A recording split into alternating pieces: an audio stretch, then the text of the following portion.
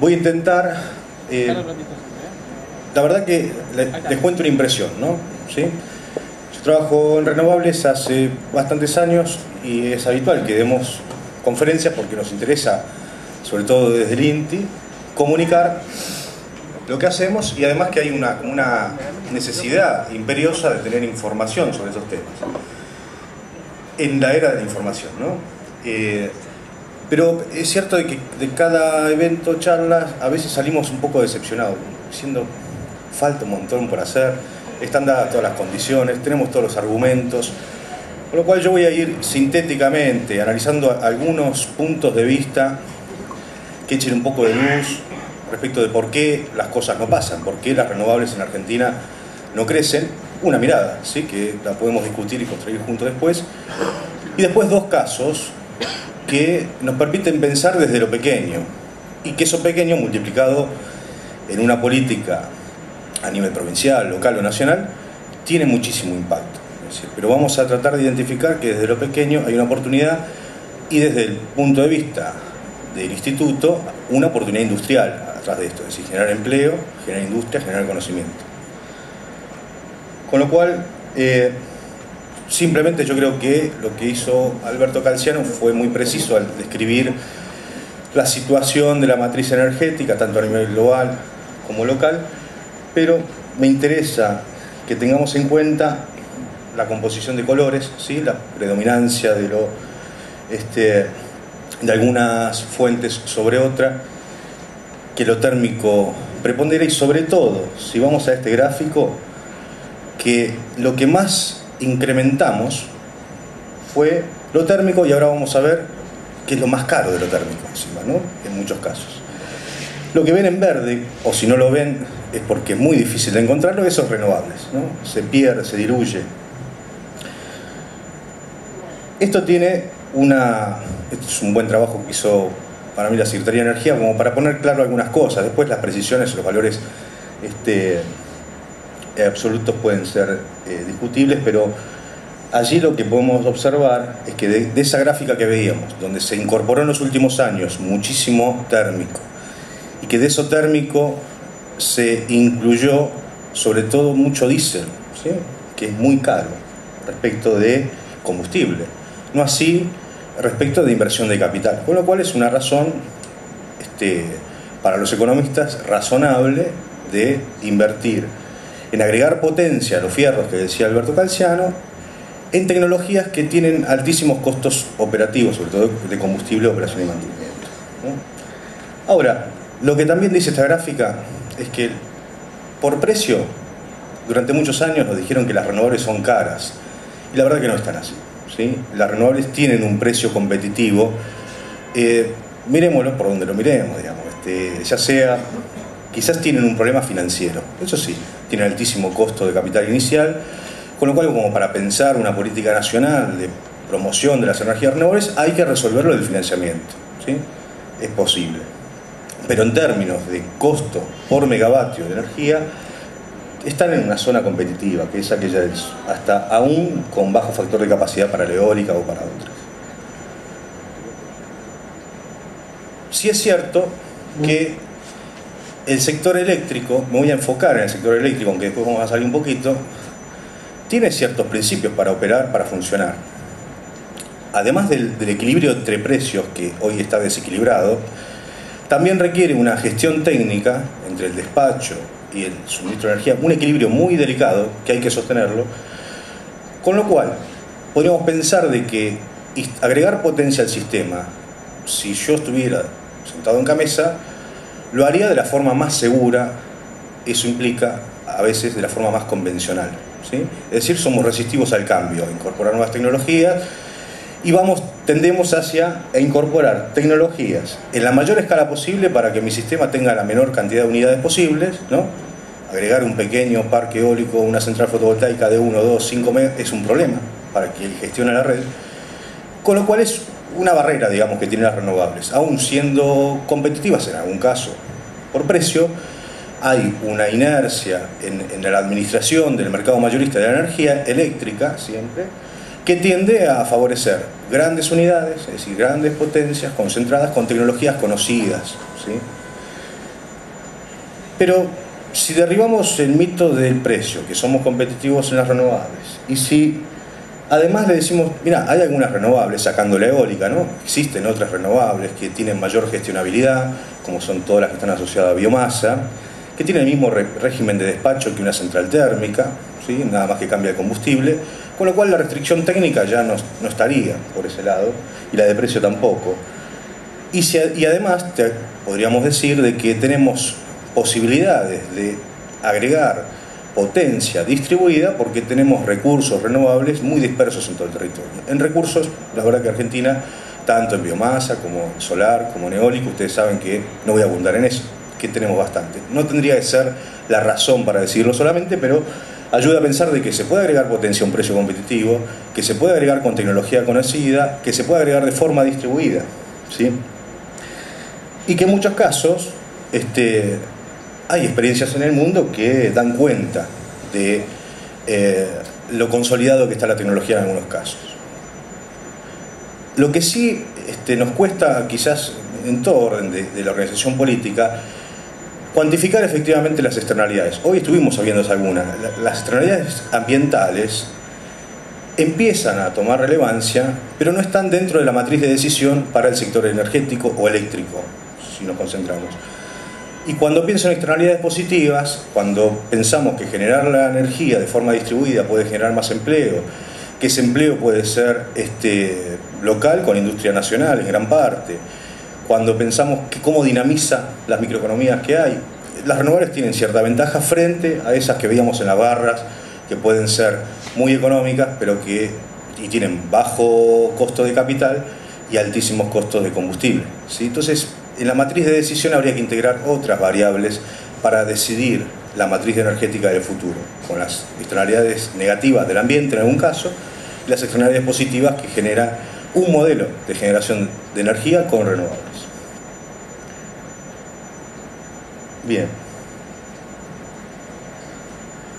Yo voy a analizar dos casos, ahora voy a salir de la matriz eléctrica, ¿no? Y voy a tratar de salir también de lo primero que se piensa en energía renovable, es el molino, el aerogenerador, como el símbolo. Hay otras tecnologías, y voy a ir a un caso muy concreto que me parece que lo tomamos como algo marginal, secundario en aporte, y sin embargo que les voy a intentar mostrar que tiene impactos relevantes respecto del ahorro de energía y dinamizar la economía. Esto es el sector solar térmico de baja temperatura. Yo creo que todos los que estamos acá sabemos más o menos que hay equipos, dispositivos que calientan el agua con energía solar, ¿sí? No generan electricidad estos equipos, calientan el agua, ya sea para uso doméstico o para uso industrial, siempre en baja temperatura. Este sector, para tener un pantallazo a nivel global, tiene una oferta concentrada, por supuesto, en China, que lidera tanto desde la oferta y la demanda, que ocupa gran parte, casi 3/4 de la porción del mercado. Aún generando carbón, ¿no? Generando energía con carbón, tienen toda una industria de renovables, en especial en solar térmica, pero vamos a ver que con un modelo tecnológico. Esto es la comparación, ¿no? Cómo se va de escala a China, y lo que permite ver esta gráfica es que hay, para entenderlo, hay 3 tecnologías en el mundo que son representativas en el uso para la producción de agua caliente, ya sea sanitaria, comercial o industrial. ¿Qué son?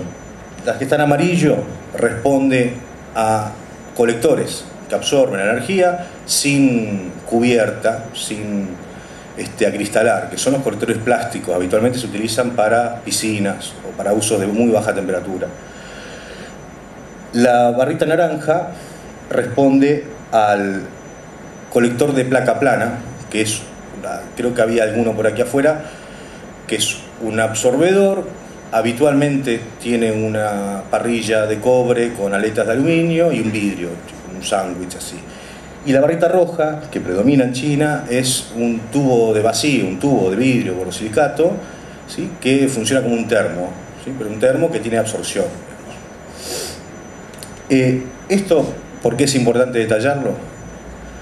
porque vamos a ver que si bien la oferta y la cantidad de equipos instalados en el mundo, digamos que es creciente, esa es la tendencia que hay y se registran todas las renovables, tiene estos números más o menos de instalación, o lo medimos en metros cuadrados, ¿sí? La cantidad de unidades instaladas en el mundo, ven que India, China, bueno, China, sorprendente lo que tiene, y eso se refleja en energía, ¿sí?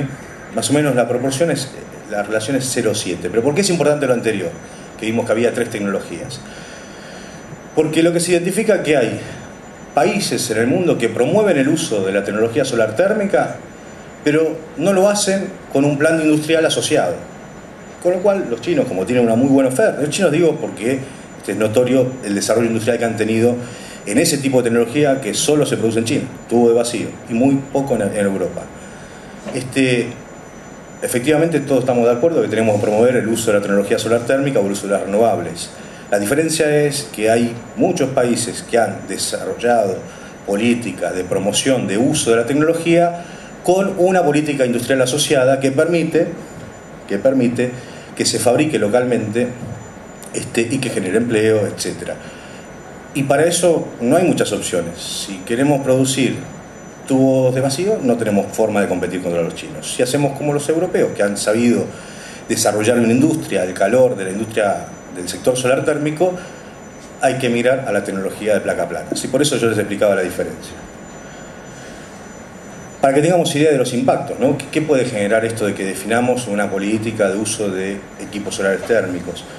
Si suponemos que hay por cada habitante 0,15 metros cuadrados, es decir, por los 40 millones, aproximadamente habría 6 millones de metros cuadrados potenciales para instalar en Argentina. Imaginen que Austria, ¿sí? En el centro de Europa, tiene una relación de 0,5 metros cuadrados por habitante instalado, ¿no? Esto es potencial.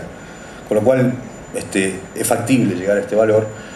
Y con eso beneficiaríamos aproximadamente 2 millones de personas. Y ahí tenemos un amigo en común, parece con Alberto, porque Salvador Gil hizo un estudio que cuantifica que si efectivamente con medidas de eficiencia energética, con instalar equipos solares térmicos en viviendas, en una cantidad similar de hogares, se pueden llegar a importantes valores de ahorro por importación de combustibles o energía, ¿no?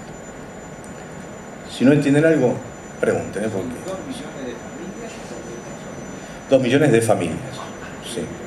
Sí. Ahí hay otro número, como para ir tomando dimensión de si corresponde.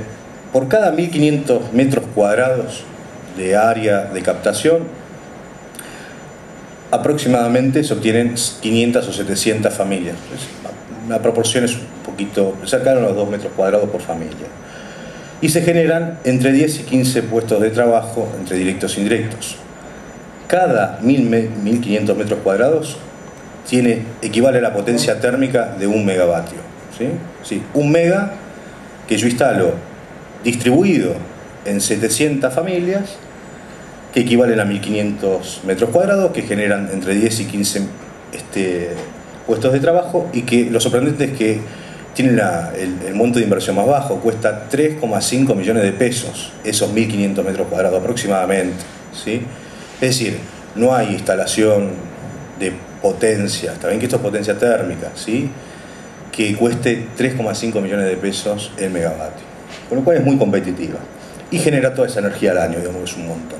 Y lo mejor que lo genera en el techo de la casa, ¿no? Es decir, de forma distribuida, haciendo ahorrar en un país donde tenemos más del 44 o 45% sin acceso a la red de gas natural. Bueno, hay todo un margen de oportunidad para hacerle ahorrar mucha plata a la gente en calentar el agua simplemente, ¿sí? Con energía solar, y generando todos estos impactos que parece son relevantes. Con lo cual, si tuviéramos que decir una acción que podríamos pedirle ahora en estos momentos que estamos cerca escuchando a los políticos, bueno, qué hacer, y le diríamos algunas líneas o lo orientaríamos a que dimensionemos efectivamente la demanda, es decir, que decidamos cuál es el modelo, cómo queremos que las casas del futuro o las de hoy sean.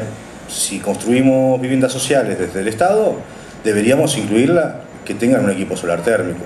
Si promovemos el procrear, deberíamos pedirle a que se financie el procrear, que incluya un sistema para que genere todos estos impactos que estamos diciendo.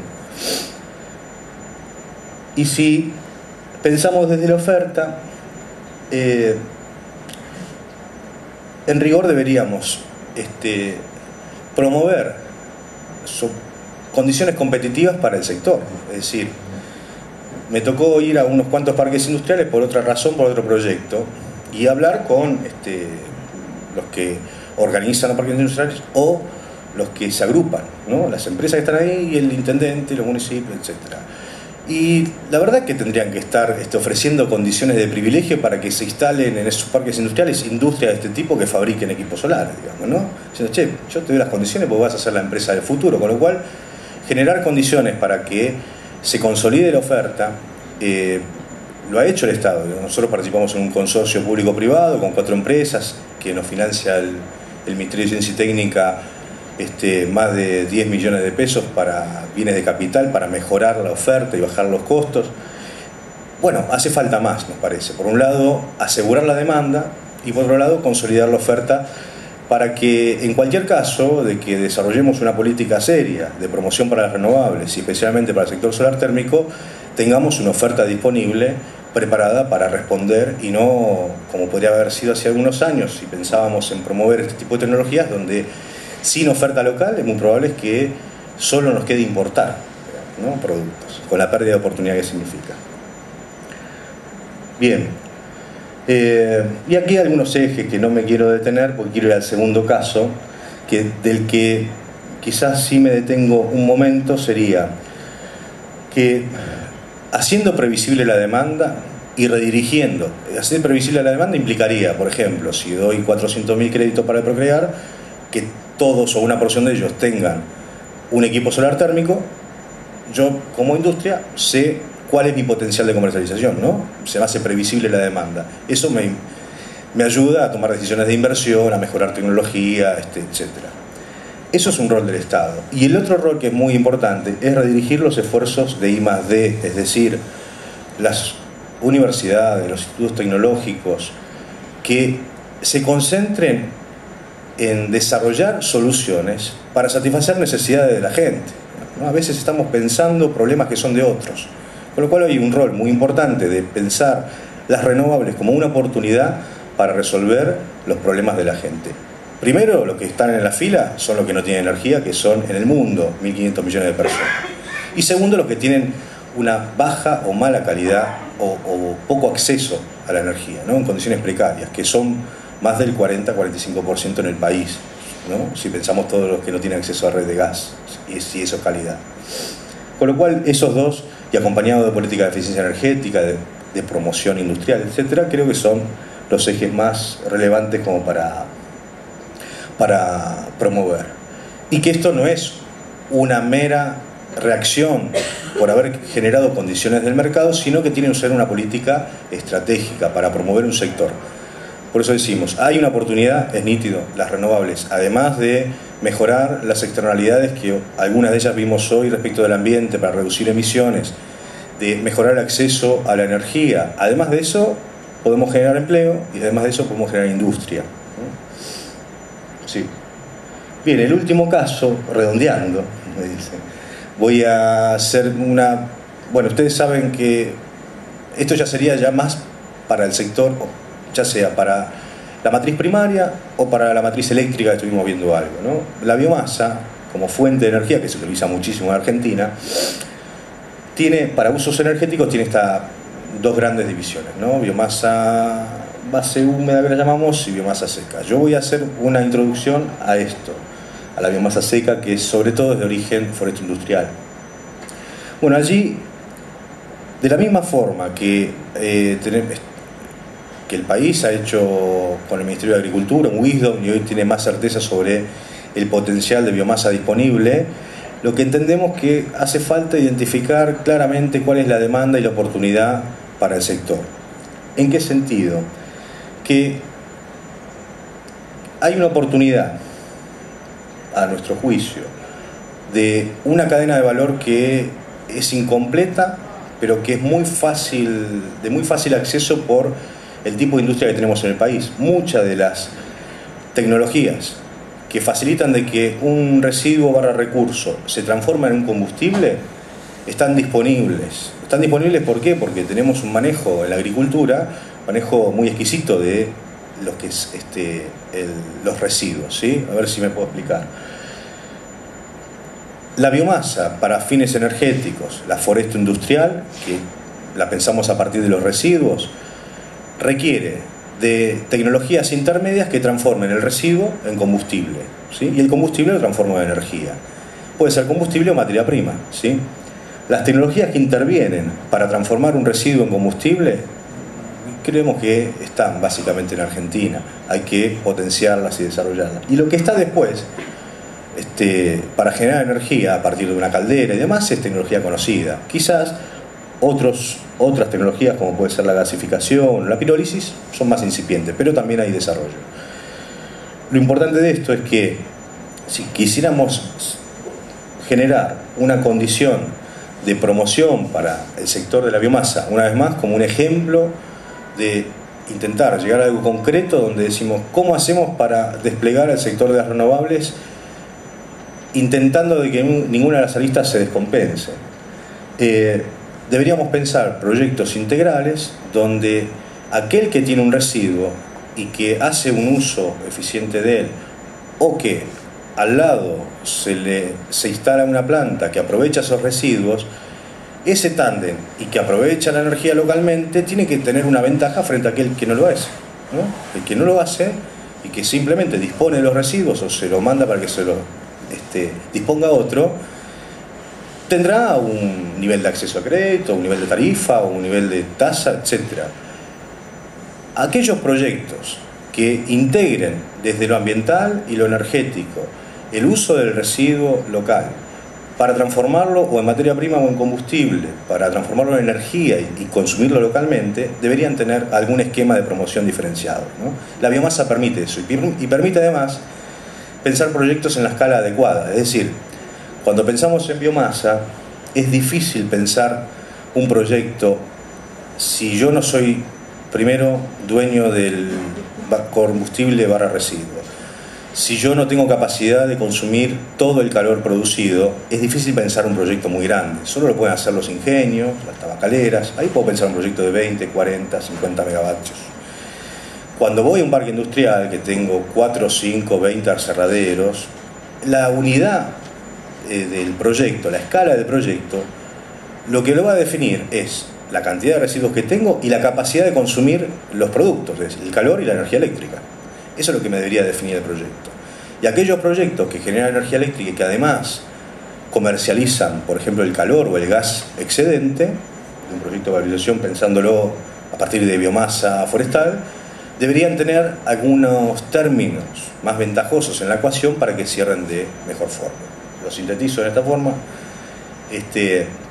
Creemos que la evolución a pensar parques industriales más integrados, donde en este simple ejemplo podríamos pensarlo para residuos húmedos, pero para residuos secos, donde haya una sinergia de aprovechamiento o de disposición, vamos a decirlo, inteligente de residuos para valorizarlos energéticamente y que consuman sus subproductos. Un proyecto que solo genera energía eléctrica y no aprovecha el calor excedente, bueno, debería ser puesto en duda y debería tener una tarifa diferenciada frente a otro que sí lo hace, ¿no? Bueno, espero haber llegado más o menos en tiempo y los voy a dejar, perdón, me paso todo esto, les dejo el mail por las dudas y va a quedar la presentación, así que muchas gracias.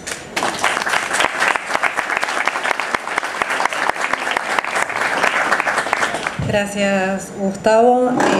Vamos a pasar ahora